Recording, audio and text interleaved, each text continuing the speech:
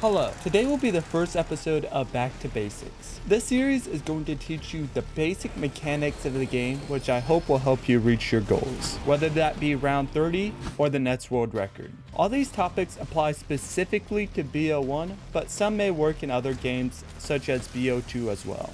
In today's video, you will learn 6 main things. What a drop cycle is, how to tell what your drop cycle is, how to play without fire cells, death machine, carps, and why it's important, what perfect drops are, drop chances and how points affect your drops, and lastly, how all of this affects the way you play. With all that out of the way, let's hop right into the first section.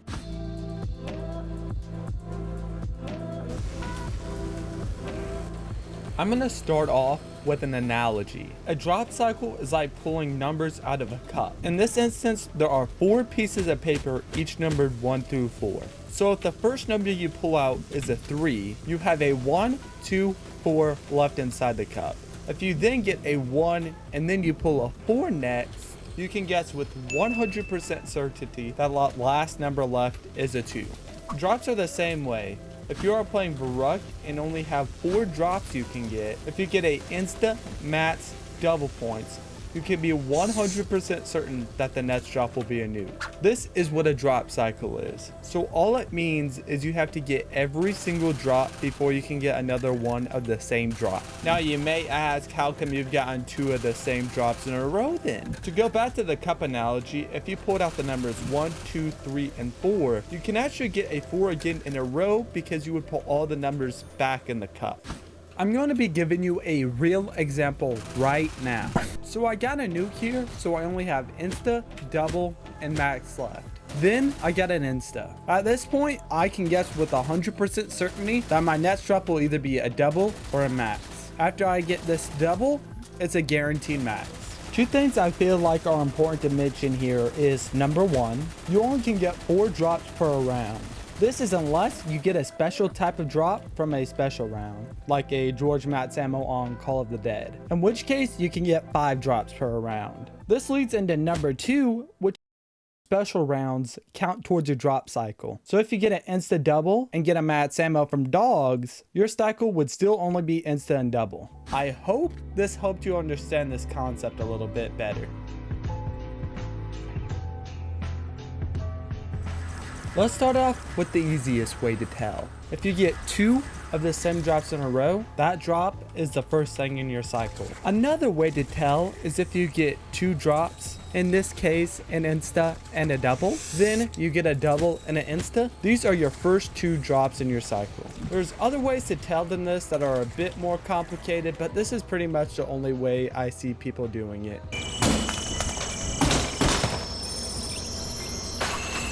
Let's start off by building off of the first section and answer why this is important. This is important to know because if you play without carpenters in your cycle, you'll get more max ammos. Because if you play with carps, your chances of getting a mats are 1 in 5. But if you play without carps, it's 1 in 4. This applies for all the other drops too, so this will make your games easier and faster. Now let's get into how to play without them. We'll start with fire cells. You can play without a fire cell by simply not moving the bots. You only get fire cells once you move it. This does not apply to the original 4 WoW maps though that you see on screen. On these maps, you can move the bots without getting fire cells. The next drop is death machines. You can play without death machines by not turning on power, and you can't buy quick revive. If you do either of these, you'll get death machines. You can get them on all the maps on screen. This isn't that useful to know, but figured I'd mention it. Lastly, I'm going to mention how to play without carps. You play without carps by having 4 or less barriers broken on the map. The easiest way to remember this is you never get carps in the first room. Something to note is that you can put 1 board on a barrier for it not to be considered broken. Now this might not seem that useful, but once you get to learn the early round strategies, most of them only have about 3 windows or so. To give a few examples, Doris Tommy, Brut Kitchen, and Ascension Power. On some maps like Kino and MPL, there are 6 barriers, so it might be worth it when you're starting to have ammo troubles to put a board on each of the barriers in MPL before you kill the zombies. There's a lot more examples I could give, but ending it here.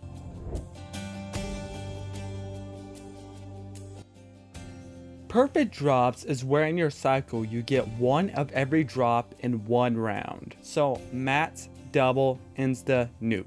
This is only possible on a small number of maps since most maps have death machines. But on maps where it is possible, it's worth going for, usually around 50. Although it depends on the map, I'd say this round is a good general guideline. You don't want to go for them earlier than this because if you don't get all 4 of your drops in a round, you'll lose perfect drops. And that means you just wasted a lot of time going for them.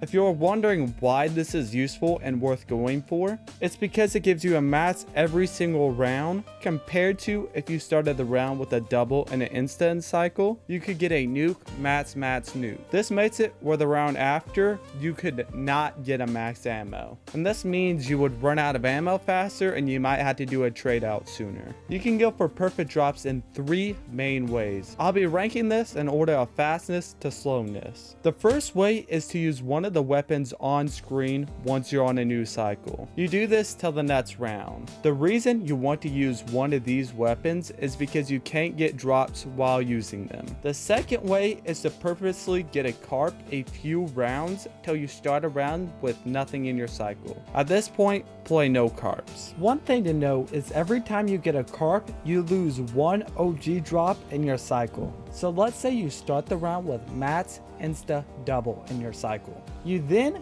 get a nuke, carp, mats, double. Notice how you went from having 3 of the 4 OG drops in your cycle now to 2. At 50, you get insta, nuke, carp, mats. Now that you got another carp, you only have 1 OG drop. And finally, at 51, you get insta, double, nuke, carp. Now you can play no carps. If this doesn't make sense to you, I'd play around with the drop cycle tracker in the description. The third and final way is to trap to the end of the round. This is really only useful on Reese, since on most other maps you would start getting carps when you start trapping. You can obviously mix these ways together, like using the waffle on Reese and trapping. I just wanted to give a clear explanation.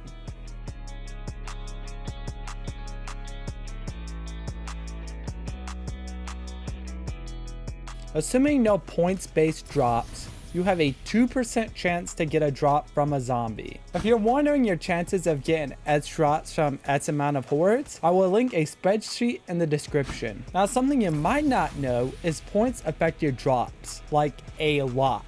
I don't know the exact percentage, just know it is very noticeable. To be more specific though, it's actually not points that up your chances, it's actually points via kills.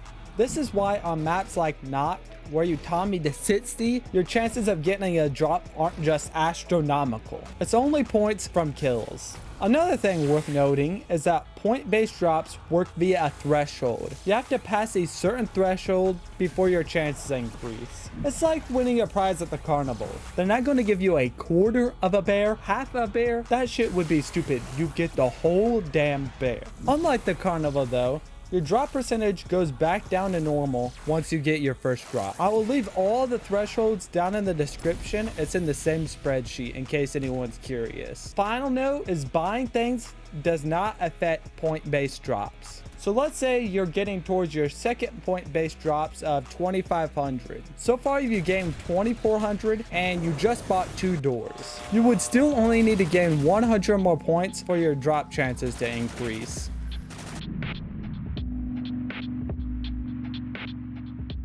This affects the way you play in so many ways. For starters, on certain maps like Kino, you may want to restart to get the Thunder Gun out of the first spots. This way, you can play without fire sales. Another way is you want to utilize no cart zones if possible. Every map's low round strategy, besides Not, Kino, and 5 depending on the strat, is in a no carb zone. A more abstract way to utilize stuff we mentioned is if you just got a map that's last in cycle and you are playing Reese, you may want to not ray gun or Mustang that much until you are lower on ammo, because you risk getting another max. This is especially true if you have dogs coming up. Let's continue the Reese example, except you're at round 50. Now, you may want to go for perfect drops by getting to the end of your cycle and waffling and trapping till the end of the round. Then on every round you go for a mats, make sure you get all 4 drops. I hope you enjoyed this video. If you made it this far, I'd consider subbing. You probably will like the content I release in the future. Anyways, it's been Cryptic. Peace.